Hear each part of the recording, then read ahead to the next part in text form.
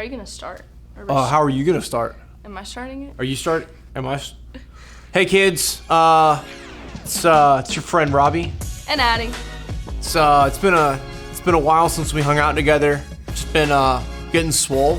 Oh yeah? What have you been doing? What have you been doing to get so strong? How'd you get that belt? Been working out.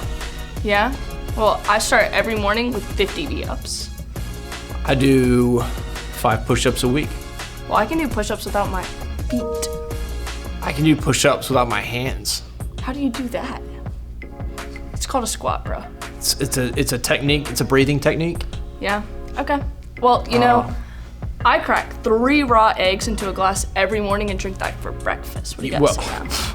Well, I eat the eggs whole. Well, I run more than Jeremy Griffin. 10 miles every day. Well, you know what? Same. Same? Really? You wanna go run right now? Nope, but you know what? There's someone in the Bible who also, well, there's a lot of things they did to make them very strong. That person is Samson. Samson could bench who knows what, because they didn't have benches back then. They didn't have benches, but not like these. Anyway, benches. watch the video. Stories of the Bible. Samson and Delilah. This is Samson, who was the last judge of Israel. Samson was very strong, and he was supposed to bring God's people victory over their enemies, who were the Philistines. Now Samson fell in love with a woman named Delilah.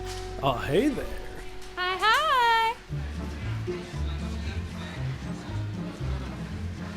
And the Philistines came to Delilah What's going on? and convinced her to find out what the secret to Samson's strength was. They promised her a great amount of money if she could do this. Now you're talking. Hey.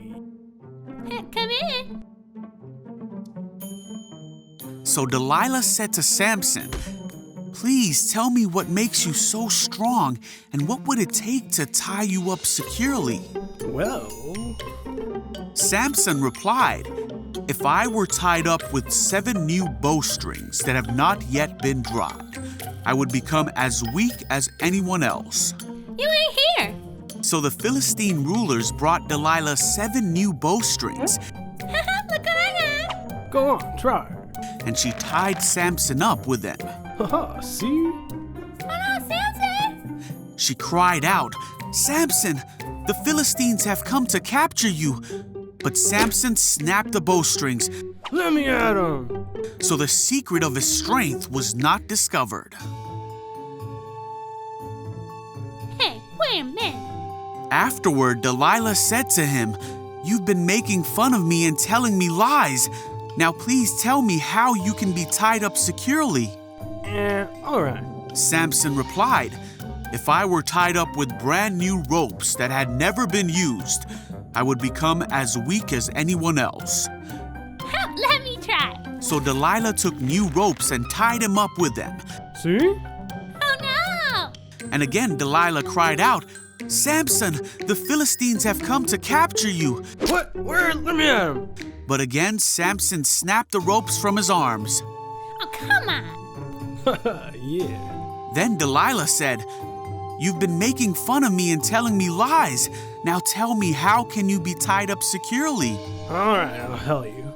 Samson replied, "If you were to weave the 7 braids of my hair into the fabric on your loom and tighten it with a loom shuttle, I would become as weak as anyone else."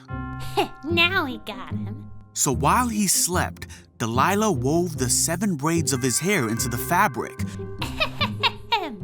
Again she cried out, "Samson, the Philistines have come to capture you." Let me at him. But Samson woke up and yanked his hair away from the loom and the fabric. You gotta be kidding me. Then Delilah pouted, "How can you tell me I love you when you don't share your secrets with me? Come on. No. You've made fun of me 3 times now, and you still haven't told me what makes you so strong." She tormented him with her nagging day after day until he was sick to death of it. All right already. Finally, Samson shared his secret with her. My hair has never been cut, for I was dedicated to God as a Nazirite from birth. If my head were shaved, my strength would leave me, and I would become as weak as anyone else. Well, that's it. Thank you. Delilah realized he had finally told her the truth, Hey, you. so she sent for the Philistine rulers. "Come back one more time," she said, "for he has finally told me his secret." So the Philistine rulers returned. Oh, Samson. Delilah lulled Samson to sleep. And then she called in a man to shave off the 7 locks of his hair. Samson's strength left him. Then she cried out, "Samson, the Philistines have come to capture you." When he woke up, he thought, "I will do as before and shake myself free." Oh, what's going on? But he didn't realize the Lord had left him. So the Philistines captured him and took him to prison.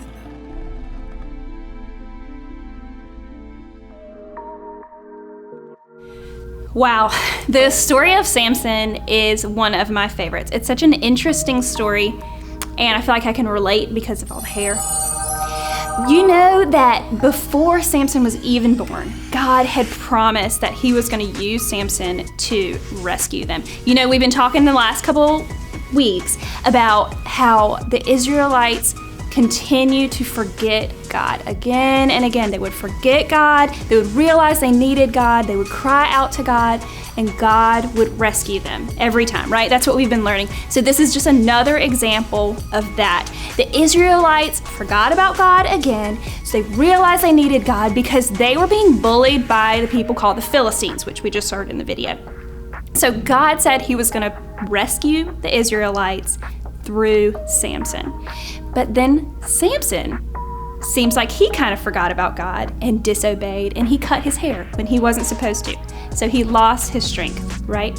But you know what happens at the end of that, at the end of the story, the part you didn't see, is that Samson goes to prison. He's captured by the Philistines, and then the Philistines put him between 2 pillars in their temple, which was not to worship the one true God. And Samson prayed to God. He remembered God. He cried out to God, and God gave him his strength back. And he used that strength to destroy the temple and the Philistines. So God's promise was fulfilled through Samson. Even when we mess up, guys, even when we do bad things, even when we forget about God and forget about the promises that God made, if we cry out to God again, he will give us our strength back, and we can do anything through God who strengthens us. So because we know that we can always trust in God, we are going to rejoice in the Lord. Right now, we're going to stand up together and worship by singing this brand new song.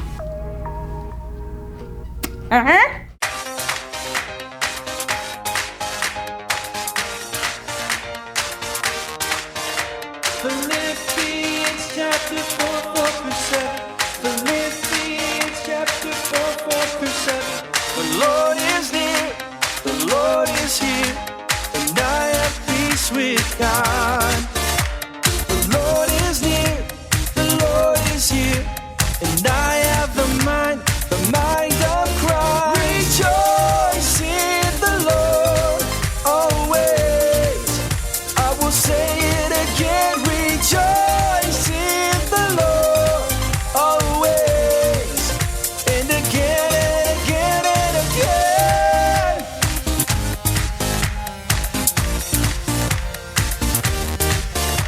In everything I will sing and give thanks to the Lord. Now I will say and I will pray, and again I say rejoice. Rejoice in the Lord always. I will say it again, rejoice in the Lord always, and again and again and again. Don't be anxious about anything, but in every situation give thanksgiving. Don't be anxious about anything, but in every situation give thanksgiving.